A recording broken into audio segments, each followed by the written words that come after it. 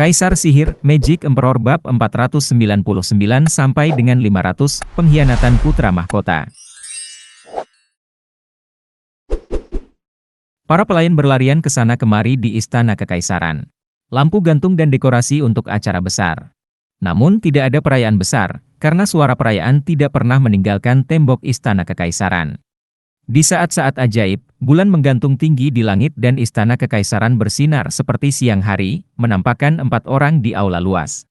Kaisar duduk di singgasananya, putra mahkota di kursi di sebelah kanannya, Yang Mulia di sebelah kirinya, dan Putri Yongning duduk lebih jauh ke kiri.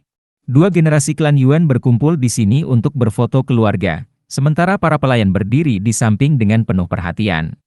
Melihat anak-anaknya, Kaisar tua itu menunjukkan kebaikan, hari ini adalah hari ulang tahunku. Memang tidak semeriah perayaan yang saya alami tahun lalu, namun damai. Sudah terlalu lama sejak kita duduk bersama, sebagai sebuah keluarga. Ayah Kekaisaran, semoga Anda hidup selama ribuan tahun, merawat negara kami dan bebas dari beban. Merupakan kehormatan bagi saya untuk berada di sini bersama Anda dan berbicara dengan santai. Putra mahkota membungkuk. Fatih mengikuti, sementara Yongning masih masam, memalingkan wajahnya. Kaisar memulai, Putra mahkota, saya tahu Anda selalu mematuhi peraturan, tetapi Anda berada di antara keluarga di sini. Tidak bisakah kamu melepaskan formalitas lama yang bertele-tele dan kosong itu? Saya mematuhi perintah Ayah Kekaisaran.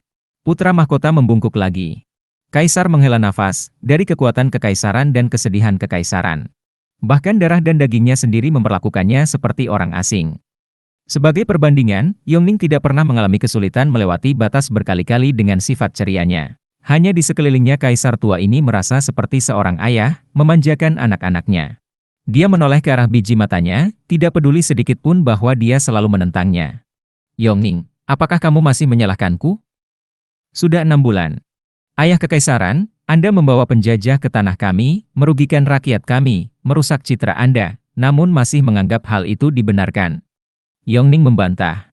Kaisar berkata, Yongning, untuk mencegah dunia yang rusak menodaimu, aku telah menyembunyikan banyak hal darimu. Satu hal yang harus selalu kalian ingat, semua yang saya lakukan untuk kalian semua, demi masa depan klan Yuan. Batuk. Kaisar yang terbatuk-batuk mendapat simpati Yongning, tapi dia bertahan dan menolak memaafkan ayahnya. Kaisar tersenyum melihat tatapan khawatirnya. Dia berbalik untuk memberi isyarat ke aula yang kosong, Putra mahkota, Chong-er, apakah Anda ingat ulang tahun terakhir saya? Dengan adanya orang luar, pejabat dan banyak lagi yang datang untuk menunjukkan rasa hormat. Jadi kenapa hari ini sepi sekali? Keduanya memilih diam. Bukankah sudah jelas? Dengan banyaknya perang yang terjadi satu demi satu, semua faksi telah tumbang. Namun datang dari Kaisar, pertanyaan ini seharusnya memiliki makna yang lebih dalam. Ayah Kekaisaran, itu karena Kuan Rong menahan kita. Putra mahkota membungkuk sambil tersenyum bangga. Mengadakan pesta saat ini sama saja dengan menyatakan bahwa kita dan Kuan Rong bersekutu. Perayaan tertutup ini tidak layak bagi Ayah Kekaisaran, tetapi Anda selalu memikirkan skema besarnya. Kaisar mengangguk, Putra mahkota, Anda selalu bijaksana dan berhati-hati dalam analisis dan urusan Anda. Saya lega. Hati Putra mahkota tenggelam. Ujian Kaisar memiliki firasat buruk. Cerdik atau bijaksana adalah hal yang sama. Lega? Buddha menangani segalanya sementara Tuan hanya memerintahkan. Maksud Ayah Kekaisaran pasti. Mata Putra mahkota berbinar. Chong-er, bagaimana menurutmu? Kaisar bertanya. Si gendut itu membungkuk, Ayah Kekaisaran, saya yakin istana ini makmur karena Anda telah menyingkirkan para pemberontak. Untuk memulihkan kehidupan dan kemakmuran bagi istana dan bangsa, kita harus mengembangkan talenta-talenta yang bermanfaat bagi masyarakat dan mengembalikan kejayaan kita sebelumnya. Kaisar mengangguk, Chong-er, kamu memiliki mata yang bagus. Bagus, hahaha. Kaisar kembali ke tahtanya. Wajah putra mahkota tampak semakin suram setiap detiknya. Demi Tuhan, Ayah Kekaisaran sedang menguji kebijakan kami, bukan menilai bagaimana kami menangani situasi ini. Ini merupakan kesalahan penilaian yang serius. Ayah Kekaisaran pasti lebih menyukai yang ketiga sekarang. Putra mahkota menekan dendamnya, kembali ke tempat duduknya dengan murung. Kaisar memberi isyarat agar pesta dimulai, makan malam keluarga yang menyenangkan. Semua orang tampak bahagia, kecuali Yongning, yang memilih mengabaikan ayahnya yang pengkhianat. Kaisar masih mengawasinya dengan tatapan sayang yang sama. Batuk. Batuk yang hebat membuat kaisar pucat. Seorang pelayan bergegas membawa mangkuk, "Yang mulia, mohon minum obat Anda." Kaisar meminum semuanya.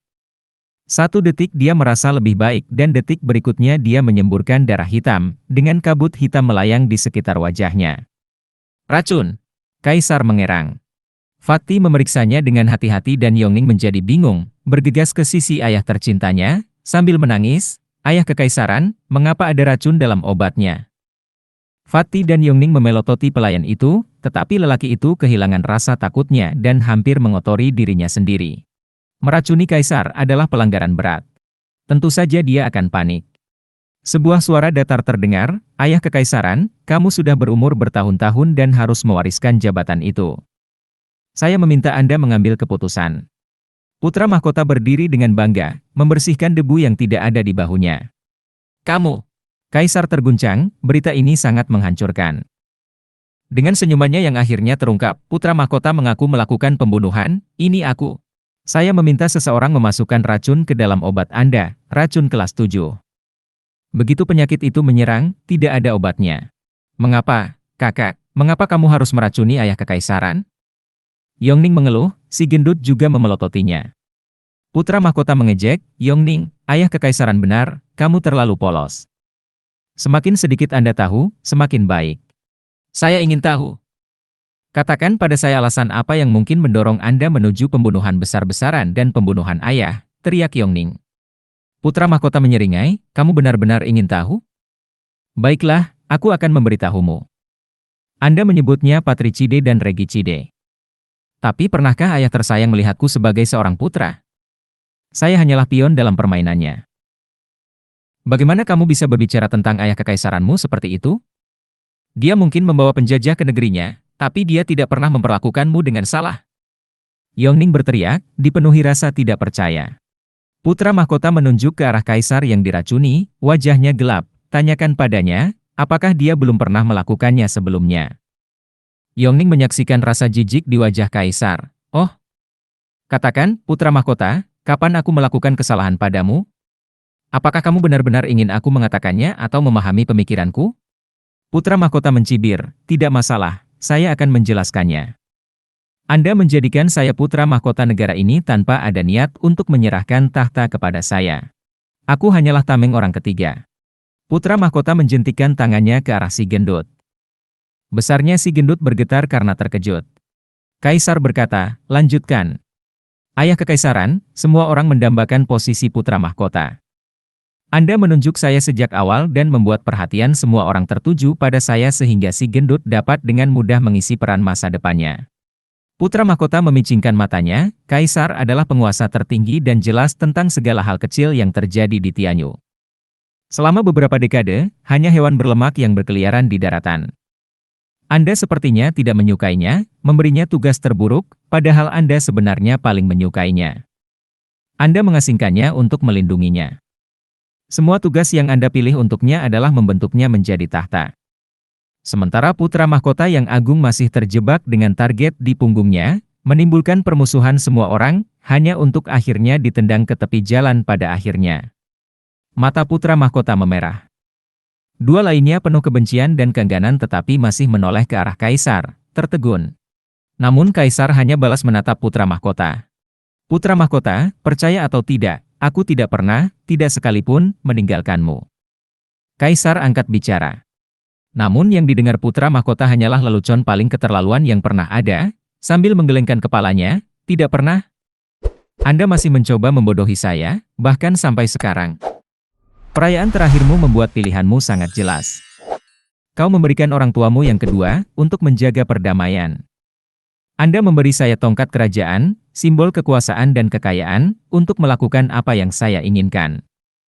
Tapi katakan padaku, putra mahkota mana di seluruh dinasti kita yang bisa melakukan apa yang dia inginkan? Kapan Anda, ayah kekaisaran, pernah berhasil melakukannya? Jelas sekali bahwa Anda tidak pernah peduli pada putra mahkota ini. Dan apa yang kamu katakan pada si gendut? Tidak ada imbalan. Hanya kaisar yang tidak membutuhkan hadiah di dunia ini. Apa menurutmu aku bodoh? Kakak, kamu salah paham. Bagaimana kamu bisa langsung mengambil kesimpulan atas beberapa lelucon, dan berpikir bahwa ayah kekaisaran ingin membuangmu? Yongning yang tidak bersalah balas menatapnya ketika Fatih tetap diam dengan pikirannya. Kaisar menghela nafas, putra mahkota, apakah ini sebabnya kamu terus mengirim pembunuh untuk mengejar saudara ketigamu? Apa? Yongning menangis. Kakak mengejar, kakak ketiga juga? Putra mahkota menyeringai sementara wajah si gendut melebar. Kaisar menghela nafas, saya sudah mengetahuinya selama bertahun-tahun. Putra mahkota telah mengirimkan anak buahnya berulang kali. Bahkan saat aku menyuruhnya pergi ke kota Wingaze, bermil-mil jauhnya dari ibu kota kekaisaran, pembunuhnya berada tepat di belakangnya. Dan pada tahun Yobel terakhir, upaya tersebut semakin intensif. Kakakmu tidak pernah sekalipun menyebutkan hal ini, tapi aku yakin dia menyadarinya. Benarkan, Chong-er? Ya, ayah kekaisaran. Fatih berbicara dengan tekad. Kaisar tersenyum, mengapa kamu tidak memberitahuku? Yang saya miliki hanyalah tidak ada bukti dan kata-kata kosong. Chong-er menggelengkan kepalanya. Kaisar memuji, pria sejati menunjukkan kesabaran, seperti seorang raja. Putra mahkota, kamu bilang aku menyukai saudara ketigamu dan kamu benar. Namun pernahkah Anda berhenti memikirkan alasannya? Anda ngotot pada formalitas dan cepat marah. Saat mengejar musuh, habisi dia pertama kali atau sebaiknya jangan mencoba sama sekali. Dalam semua upaya yang sering Anda lakukan selama beberapa tahun terakhir, tidak sekalipun Anda berhasil. Kamu sungguh mengecewakan. Putra mahkota mengertakkan gigi, wajahnya pucat pasi. Yongning menyaksikan ayahnya tersesat. Apa yang kamu katakan, ayah kekaisaran? Anda akan membiarkan mereka saling membunuh? Inilah sebabnya aku menyembunyikanmu. Tahta itu tunggal dan orang yang mengambilnya adalah orang yang keluar sebagai pemenang dari pembunuhan tersebut. Dia adalah satu-satunya penguasa Tianyu, pembela wilayah klan Yuan. Dia menghela napas, saya tidak pernah sanggup menyaksikan ketiga bersaudara itu saling mencabik-cabik, tetapi ini adalah takdir kami, yang terkuatlah yang bertahan hidup. Ini akan mengungkap kandidat sempurna untuk mahkota tersebut. Kesuksesan dibangun di atas tulang orang lain, dengan membunuh tanpa mendapat hukuman. Sedangkan singgasana tercipta di atas tumpukan mayat. Si gendut itu mengangguk dan Yongning begitu kewalahan hingga air matanya tidak pernah berhenti. Keluarga macam apa ini? Ayah melawan anak laki-laki, anak melawan ayah. Apakah tidak ada orang yang mempunyai belas kasihan sedikit pun? Tepuk. Putra mahkota mencibir, ayah kekaisaran, kamu sangat masuk akal. Satu-satunya yang selamat akan mewarisi tahta, yaitu aku. Karena kita sudah memahaminya, ayah kekaisaran, cepatlah mewujudkannya. Setidaknya itu harus membenarkan pendakianku. Hahaha, putra mahkota, kapan aku bilang kamu cocok untuk itu? Putra mahkota berbicara, ayah kekaisaran, Anda sendiri yang mengatakannya. Yang terakhir bertahan akan menjadi raja. Sekarang setelah aku berurusan dengan semua orang, bahkan kamu, tahta itu milikku dengan hak surga. Aku belum selesai. Kaisar menggelengkan kepalanya, putra mahkota, metodemu kejam dan tepat waktu, tidak seperti saudara keduamu. Namun Anda terlalu terpaku pada jalur Anda, terlalu berpikiran sempit untuk memikul beban tanah di pundak Anda. Belum lagi tatapan pendekmu. Seperti yang saya katakan, Anda tidak dapat melihat melampaui hidung Anda, tidak seperti saudara ketiga Anda. Sungguh omong kosong. Mengapa saya merasa Anda masih menguji reaksi kami, kebijakan kami? Putra mahkota merinding. Kaisar mengejek, dan disitulah kekuranganmu. Seorang penguasa mempunyai alasannya masing-masing, tidak langsung mengambil kesimpulan tentang niat setiap orang. Mengikuti raja dan mengikuti arus adalah cara seorang antek melakukannya. Seorang kaisar harus tegas, memiliki penilaiannya sendiri, dan Anda sangat kekurangan dalam hal ini. Cukup. Kamu menghembuskan nafas terakhir jadi berhentilah membelah rambut dan berikan aku Tianyu. Putra mahkota menjentikkan tangannya. Kaisar tersenyum, putra mahkota, kamu tidak layak. Penjaga, kemarilah. 5 pria Radiant Stage mendarat di hadapan Kaisar. Putra mahkota tidak berubah pikiran, hahaha, kamu tidak melakukan apa-apa dalam menyingkirkan Suofen, bahkan mengirimkan naga ilahi dan penjaga bayangan. Yang tersisa hanyalah ampasnya. Teman-teman, tangkap mereka. Suara mendesing. Di belakangnya ada 10 ahli Radiant Stage. Pemenangnya sudah jelas hanya dari angka saja. Meskipun Kaisar tetap tenang, serang. Para pengawalnya menyerang dan anak buah putra mahkota bereaksi. Istana Kekaisaran menjadi pusaran aura. Pengawal kaisar berjuang mati-matian, bahkan dalam posisi yang kurang menguntungkan. Padahal itu hanya berlangsung 15 menit. Putra mahkota menyeringai, hadiahnya sudah terlihat. Namun sang kaisar masih memiliki ketenangan yang mengerikan. Chong-er, Yongning, putar kepala naga di sandaran tangan kiri singgasana dan bawa terowongan keluar kota. Saya sudah memasang segel kekaisaran di dalamnya. Ambil saja dan lari ke Komandan Touba. Mereka seharusnya dalam perjalanan kembali dari merebut kota Wingaze. Katakanlah Anda akan menyelamatkan kaisar dan dia akan membantu Anda. Satu-satunya cara untuk mendapatkan bagiannya di Tianyu adalah dengan menandatangani perjanjian dengan stempel. Dia harus membantumu. Meski lemah, kaisar menunjukkan keberaniannya. Si gendut diliputi oleh emosi yang kompleks. Ayah kekaisaran. Waktuku telah tiba. Saya hanya bisa menghentikan mereka. Kaisar tersenyum. Ayah. Yongning terisak. Fatih melihat tatapan penuh kasih sayang sang kaisar dan isi hatinya terpelintir karena keraguan-raguan. Saat dua penjaga terjatuh, kaisar berkata dengan bingung, Chong-er, kenapa kamu tidak pergi? Kamu bukan orang yang terlalu sensitif. Fatih berbicara dengan tegas, kita tidak perlu pergi. Kakak tidak bisa menang. Kaisar terkejut. Serangan pedang putih menyela pertarungan. Anak buah putra mahkota kehilangan akal dan muncrat darah seperti air mancur. Putra mahkota panik. Seorang pria berkulit putih, dengan aura yang mengesankan dan memegang seruling giok hijau melayang di sana terbungkus dalam kerlipan hijau. Fang Qiubai, kamu seharusnya pergi. Ayah kekaisaran mengirimmu dengan Kuan Rong. Putra mahkota menelan ludah, lalu menoleh ke arah kaisar. Apakah ini salah satu rencanamu yang lain? Kaisar juga sama bingungnya, Tuan Fang, saya tidak memanggil Anda. Ya. Kaisar yang tertegun bertemu dengan mata hijau seperti manik-manik si gendut. Hari ini juga pertama kalinya aku bertindak. Guru ingin memberi saya dukungan untuk sementara waktu. Kaisar menggelengkan kepalanya, Chong-er, saya telah membaca banyak orang dalam hidup saya, memiliki dunia di ujung jari saya, tetapi Anda adalah orang terakhir yang saya harapkan dapat menghindari saya. Chong-er, kamu benar-benar anakku yang baik. Kaisar berbicara banyak, entah karena kegembiraan atau kemarahan.